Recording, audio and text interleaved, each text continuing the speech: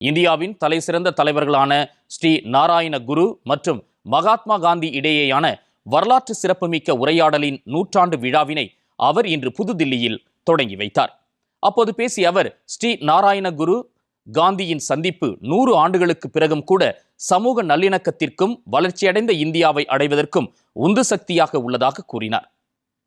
இந்திய வரலாற்றை பொறுத்தவரை எப்போதெல்லாம் சவால்களை எதிர்கொள்ளும் நிலை ஏற்படுகிறதோ அப்போது தொலைநோக்கு பார்வை கொண்ட தலைவர்களின் பங்களிப்பின் மூலம் நாடு வளர்ச்சியை நோக்கி முன்னேறியதையும் சுட்டிக்காட்டினார். இராணுவ தளவாட இறக்குமதிக்காக இந்தியா வெளிநாடுகளை நம்பியிருந்த நிலை படிப்படியாக மாறி பாதுகாப்புத் துறையில் நம் நாடு தற்சார்பு அடைந்து வருவதாக குறிப்பிட்டார். இந்தியாவில் தயாரிக்கப்பட்ட ஆயுதங்களின் உதவியுடன் வெற்றிகரமாக ஆபரேஷன் சிந்தூர் நடவடிக்கையை செயல்படுத்தியதன் மூலம் முப்படைகள் வெறும் 22 நிமிடங்களில் எதிரிகளை சரணடைய செய்ததையும் பிரதமர் சுட்டிக்காட்டினார்.